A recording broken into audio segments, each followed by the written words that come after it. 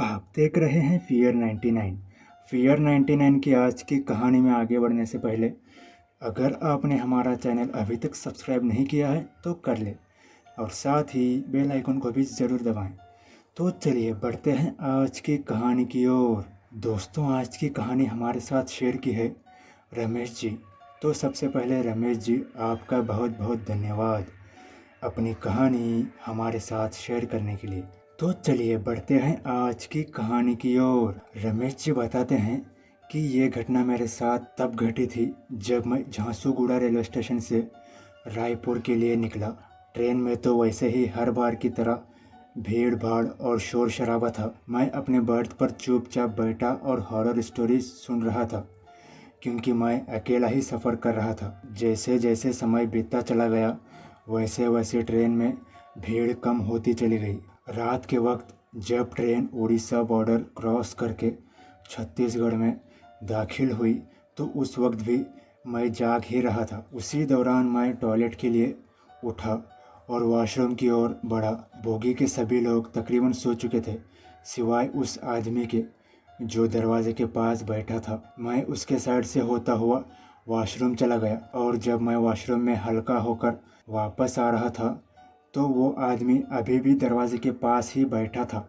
मैंने नोटिस किया कि वो आदमी ना हिल पा रहा था और ना ही अपनी पलकें झपक रहा था, बस बाहर की ओर आंखें गड़ाकर बैठा रहा। उसे देखकर मुझे बड़ा अजीब सा लगा और मैंने सोचा उनसे पूछ ही लूं कि आखिर वो बाहर की ओर ऐसा क्या देख रहा है जो कि पूरा मूर्ति बन गया है। मगर मुझे ऐसा लगा क्यों खामखा बात करूं, इसलिए मैं बिना कुछ उससे बोले ही अपनी बर्थ की ओर आया और पंखा चालू कर चुपचाप लेट गया। फिर मैं दूसरी बार तकरीबन 3:30 बजे दोबारा हल्का होने के लिए उठा। जब मैं टॉयलेट जा रहा था तो देखा कि वो आदमी अभी भी उसी हालत में पड़ा हुआ है। मैं मन ही मन सोच रहा था कि ये आदमी मुझे आम इंसानों से अलग मालूम पड़ रहा था। खैर, मैं फिर से एक बार उसके साइड से निकला और वॉशरूम चला गया। फिर जब मैं वॉशरूम से निकला तो वॉशरूम से निकलते ही मेरी चीख निकल गई। मैंने देखा वो आदमी जो बाहर की ओर आंखें गड़ाकर बैठा था वो अब पूरी तरह से बिखरा पड़ा है। सर एक तरफ, धड़ एक तरफ, हाथ एक तरफ, पैर एक तरफ और हर जगह खून ही खून फैला हुआ है। मैं वो दृश्य देखकर काफ़ी ज़ोर ज़ोर से चीखें जा रहा था।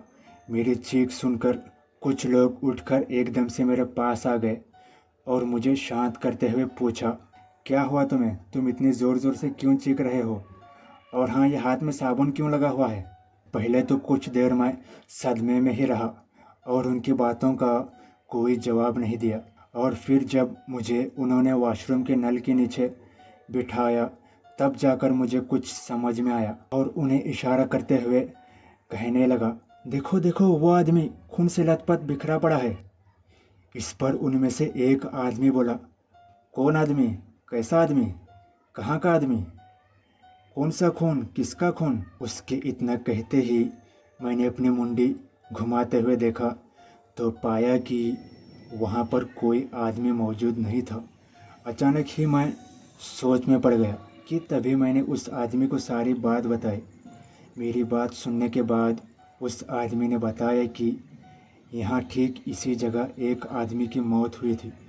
दरअसल वो आदमी दरवाजे के पास अपने दोनों पैर बाहर निकालकर बैठा था, तभी उसकी आंख लग गई जिस वजह से उसके पैर बाहर की ओर लटकते रहे। ठीक तभी सामने से एक ट्रेन क्रॉस हुई और उसका कुचुम्बर कर गई। ठीक तभी उसकी आत्मा इस दरवाजे के आसपास दिखाई देती है। इतना सुनने के बाद मैं पूरे रास्ते बेचैन रहा। रायपुर उतरने के बाद अब मैं अपने घर चला गया और तब से जब भी लोगों को ट्रेन के दरवाजे के पास खड़ा देखता हूँ तो उन्हें समझाता ज़रूर हूँ कि भाई, इस तरह दरवाजे पर खड़ा होकर तुम साबित क्या करना चाहते हो कि आप हीरो हो या बहुत बड़े बहादुर हो।